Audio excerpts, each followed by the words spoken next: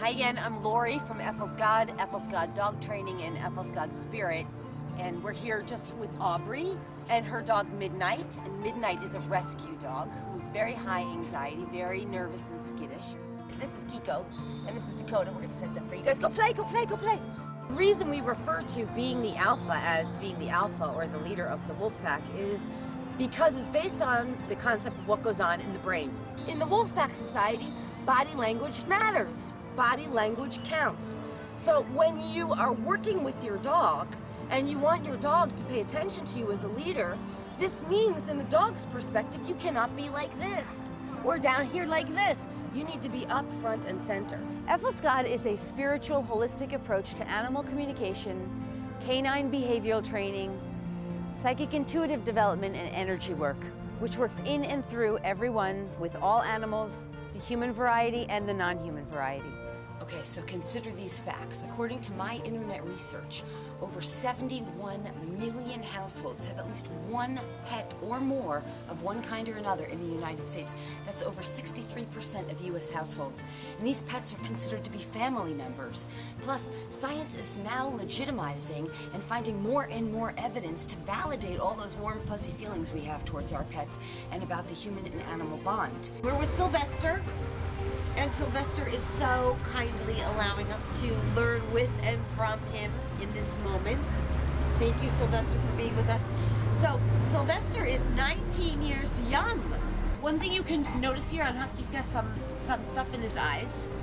This is something any dog parent can do at home, is they can brew some chamomile tea. And they can let the chamomile tea cool. And then when the chamomile tea cools, they take a clean washcloth and they dip the clean washcloth into the chamomile tea, and then they can just wipe it over his eyes, over the dog's eyes.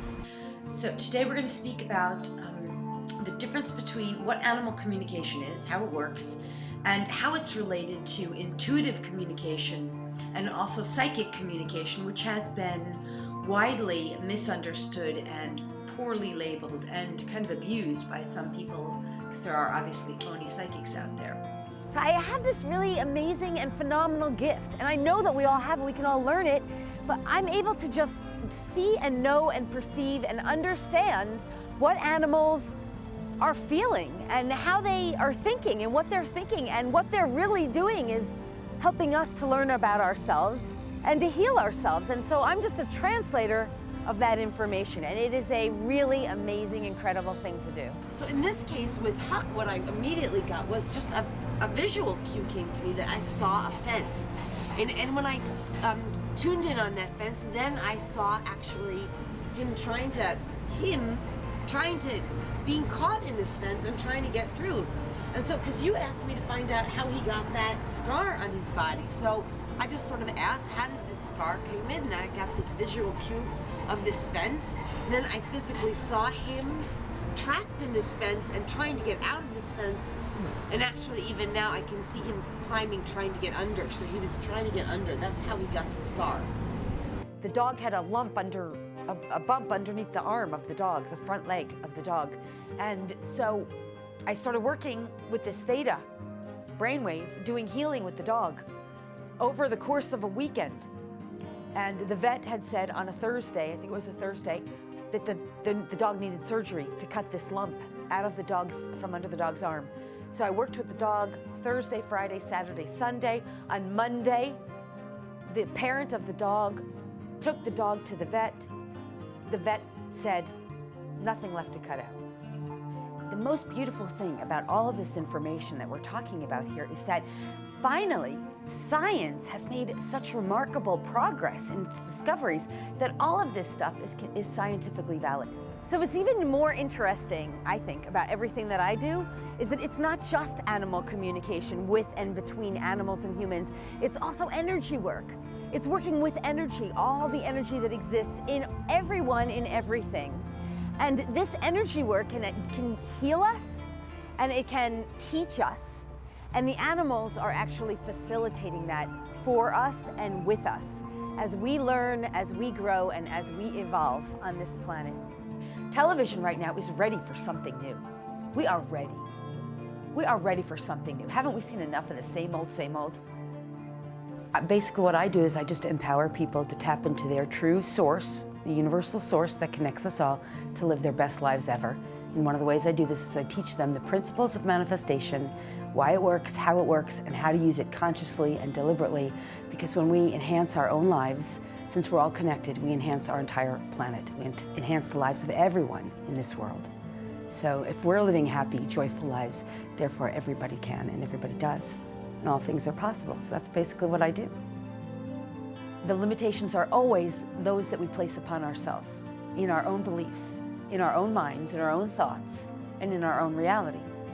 As long as we're working with these unbendable, unbreakable laws in the world of quantum physics, really there are no limitations. And that's what's so what's so incredible about it. That's what's so fantastic. When I chat with people in my everyday life, they're so engaged by this because it's really fascinating stuff.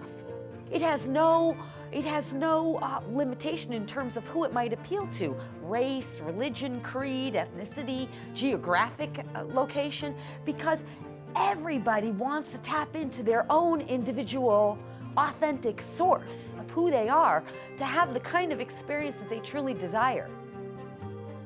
Feeling peaceful, feeling healthy, feeling joyous, feeling excited, being happy, being excited. So, in other words, these things that we want are really about creating a feeling within us. To see it happen and to see how people light up with excitement and enthusiasm when they start to bring this into their experience, and then they just start to say, I want to do more, because it's just so fun. Even just the process of it, so much fun. The most beautiful thing about all of this information that we're talking about here is that finally science has made such remarkable progress in its discoveries that all of this stuff is scientifically valid. In fact, science has now caught up to spirituality.